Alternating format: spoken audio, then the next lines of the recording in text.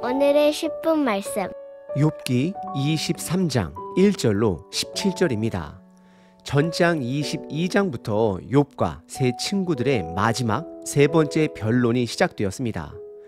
이들의 대화는 점점 짧아지고 보다 그들의 핵심만을 강조합니다. 세 친구들은 욥을 향하여 인과응보 법칙을 원색적으로 강조하고 욥은 응답하지 않는 하나님으로 인하여 더욱더 괴로움을 호소합니다. 세 번째 변론에서는 긴장감이 있습니다. 이 긴장감은 1장에서 사탄이 하나님께 던진 질문에 뿌리를 두고 있습니다. 사탄은 하나님께 사람이 욥이 어찌 까닭 없이 이유 없이 하나님을 경외할 수 있겠습니까? 라고 묻습니다. 이에 하나님은 욥을 신뢰하며 욥이 까닭 없이 이유 없이 하나님을 경외할 것이다 라고 선언합니다.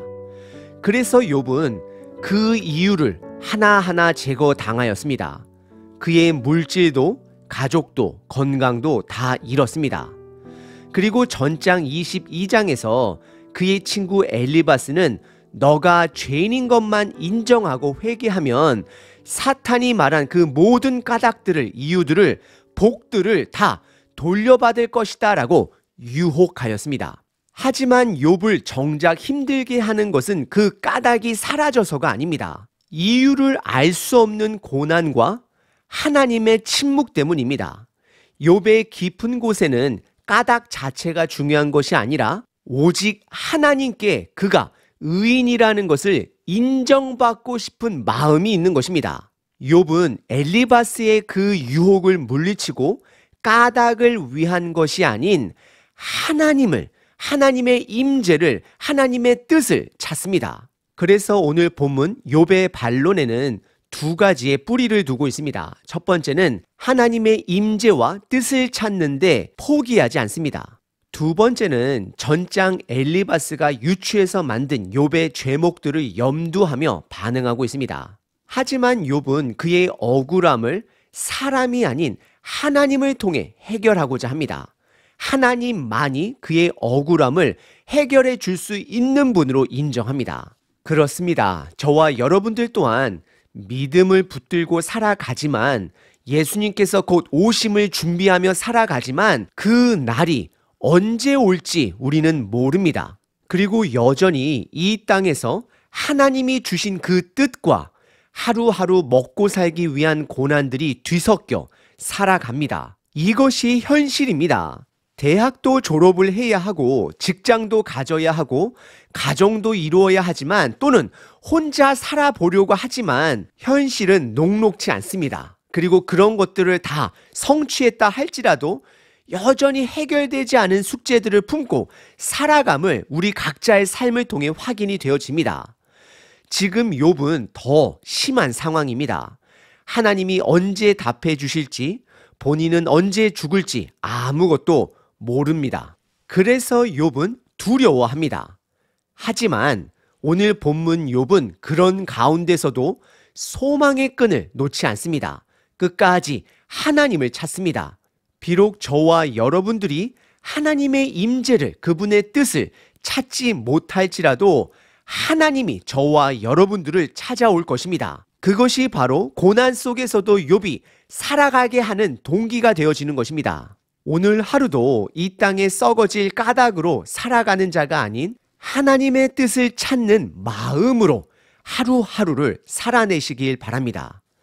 오늘 본문은 크게 세 주제로 요약할 수 있습니다. 첫 번째는 반항입니다. 두 번째는 길입니다. 그리고 세 번째는 두려움입니다. 첫 번째 주제 단어는 반항입니다. 1절부터 9절까지 욥은 반항하는 마음이 있다라고 말하고 있습니다.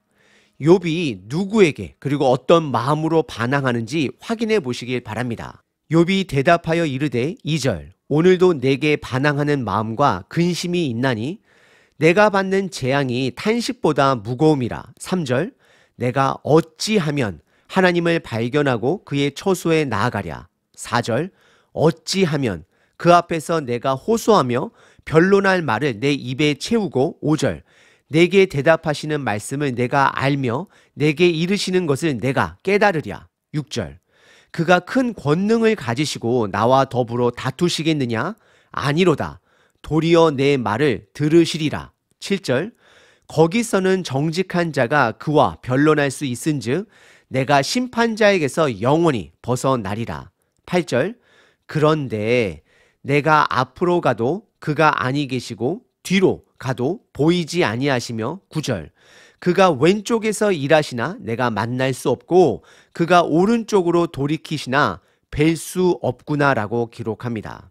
1절에 욥이 엘리바스의 마지막 발언 이후 입을 엽니다. 2절에 반항하는 마음과 근심하는 마음이 있다라고 고백을 합니다. 욥이 말하는 이 반항은 누군가를 향한 반항이 아닙니다. 스스로 고집을 피우겠다라고 말하는 것입니다. 엘리바스의 마지막 발언 앞에 끝까지 완고하게 굴복하지 않겠다라고 다짐하는 것입니다. 엘리바스가 욥을 인과응보 규범에 따라 죄인이다라고 정죄할 때에 그것에 대한 반항인 것입니다. 그리고 동시에 응답하지 않는 하나님께 끝까지 하나님을 찾겠다라고 그의 고집을 피우는 것입니다.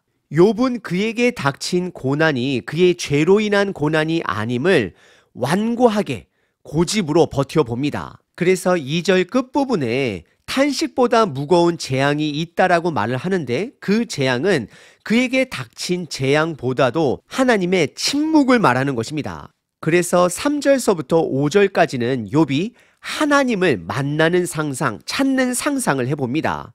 3절에 내가 어찌하면 하나님을 발견할 수 있을까라고 고민합니다. 그리고 4절에 어찌하면 하나님 앞에서 나의 억울함을 호소할 수 있고 변론할 수 있을지 생각해 봅니다. 방법을 찾아봅니다. 그리고 5절에 혹시 하나님께서 만나 주실지라도 본인이 깨닫지 못할 수 있음 또한 생각해 봅니다. 지금 욥의 고백은 엘리바스를 향한 고백이 아닙니다. 사람에게는 답이 없음을 인지하고 그 답을, 그 길을 하나님께 찾으려는 욥의 몸부림의 독백인 것입니다. 그래서 6절의 욥은 하나님이 나를 만나 주시면 나와 논쟁하지 아니하시고 오히려 나의 말을, 욥의 말을 들어줄 것으로 신뢰합니다. 그리고 7절에 그곳에서는 본인의 억울함과 본인의 의로움이 드러날 것을 신뢰합니다. 우리들 또한 이런 욥의 고백에 도전을 받아야 합니다. 나중에 예수님을 만나게 되면 이 땅에서의 죄를 감추기 위해 부끄러운 자로서 피하는 자가 아닌 욥처럼 이 땅에서의 억울함과 의로운 삶의 당당함을 인정받기 위한 하나님을 찾고자 하는 당당한 고백이 있어야 합니다. 하나님께서는 욥의 이런 고백을 드러내시며 저와 여러분들로 하여금 도전을 받게 하십니다. 의로운 삶으로 당당하게 하나님을 만날 준비를 해야 합니다. 하지만 이어지는 욥의 현실 속에는 하나님을 찾을 수 없다라고 고백을 합니다. 8절과 9절에 보시면 동서남북, 앞쪽으로 뒤쪽으로 오른쪽으로 왼쪽으로 사방을 찾아봐도 하나님을 찾을 수 없다라고 그의 현실을 고백합니다. 오늘 본문의 첫 번째 부분은 욥의 반항입니다.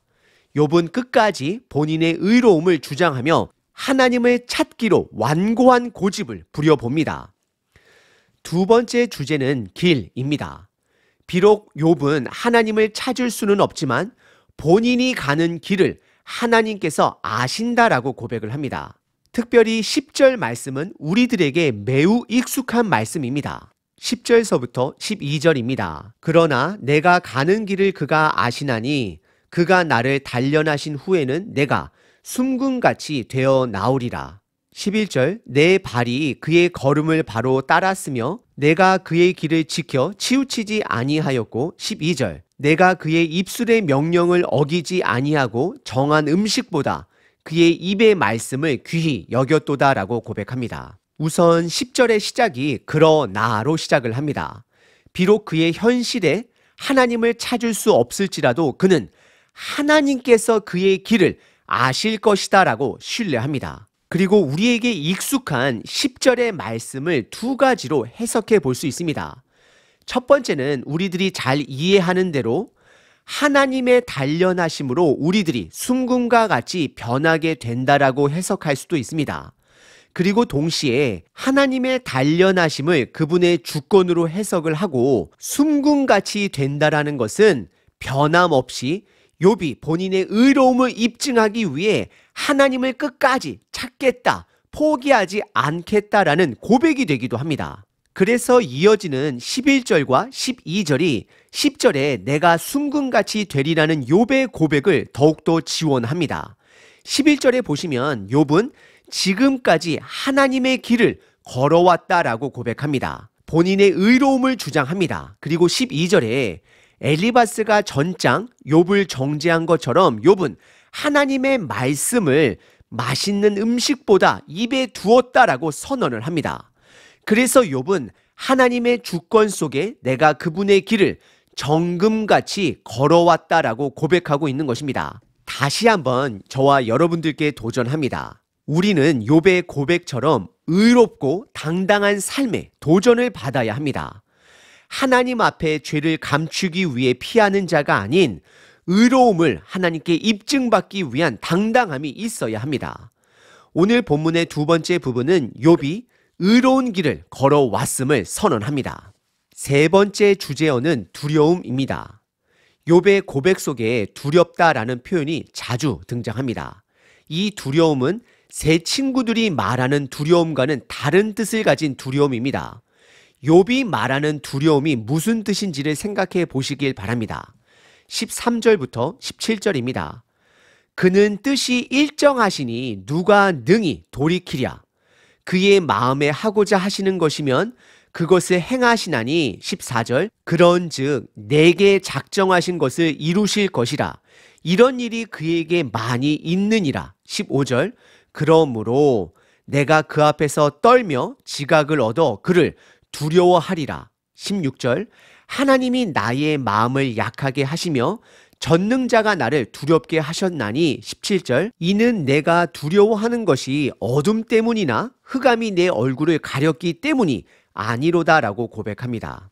13절과 14절에 욥은 하나님의 주권을 향하여 그분은 뜻을 정하시면 돌이키지 않는 분이다라고 말합니다. 욥은 원인을 알 수 없는 본인의 고난의 뜻은 아무도 돌이키지 못함을 고백합니다. 하나님이 정하신 것이다라고 말하고 있습니다.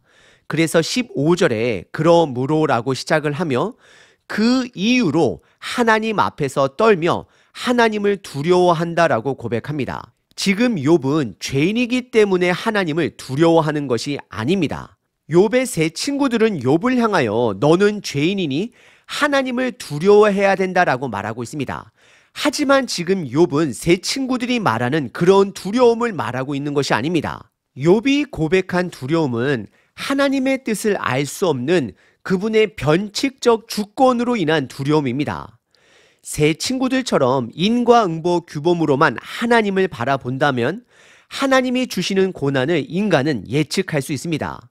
죄를 범했기 때문에 그 삶에 고난이 임하는 것으로 예측할 수 있습니다. 하지만 욥이 하나님을 두려워하는 것은 그분의 결정을 예측할 수 없기 때문에 두렵다라고 고백하는 것입니다.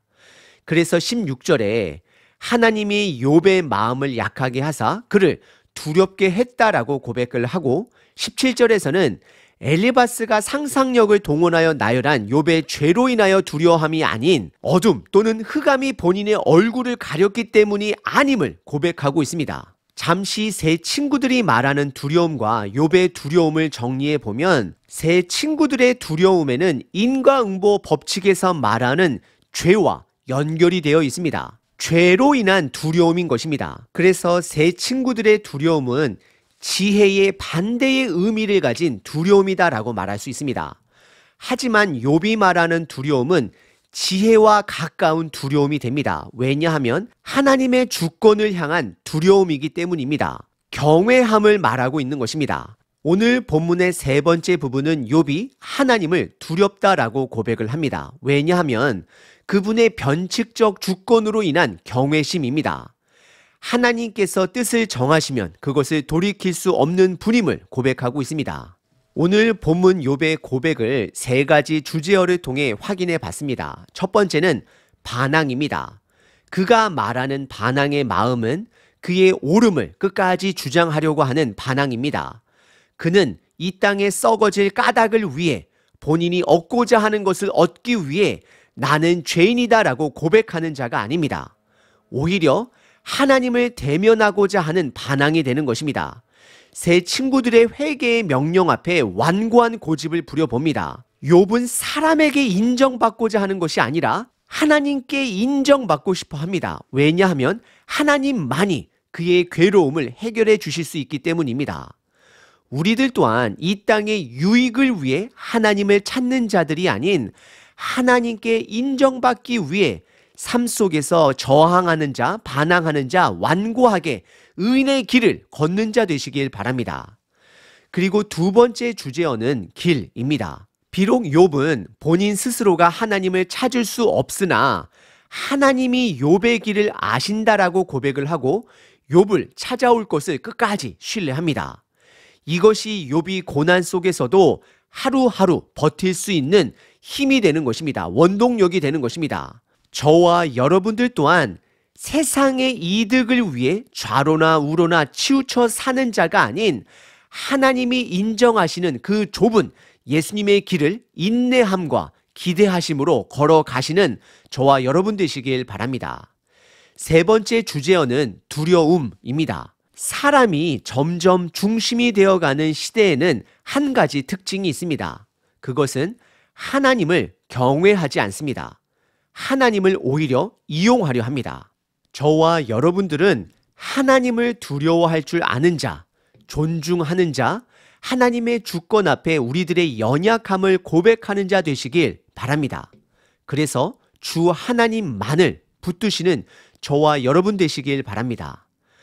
욥은 하루하루를 이 땅의 까닭을 위해 살지 않았습니다. 비록 고난 속에 있을지라도 그 뜻을 하나님 안에서 찾기로 완고한 고집을 부리며 묵묵히 그 고난의 길을 걸어갑니다. 그리고 하나님을 경외합니다. 저와 여러분들 또한 이 땅에 썩어질 까닭이 아닌 하나님의 뜻을 찾는 자 되시길 바랍니다. 365일 기도문입니다. 우리가 스스로 우리의 행위를 조사하고 여호와께로 돌아가자. 싱그러운 아침을 주신 하나님 아버지를 찬양합니다. 올 한 해 지나감을 보며 참 덧없음을 고백합니다. 가을이 지나 겨울이 오는데 나의 열매는 어디 있는지 볼 수 없습니다. 하나님을 의지하며 온다 했지만 이렇다 내세울 것이 없음을 고백합니다. 어떤 것도 자유롭게 할 수 없는 한 해를 지났지만 지켜주신 아버지께 감사를 드립니다. 날마다 스스로의 행함을 돌아보게 하소서. 만약에 나의 행위가 잘못되었다면 회개하게 하시고 나의 삶의 방식이 하나님을 멀리하는 것이라면 끊고 돌아서게 하소서.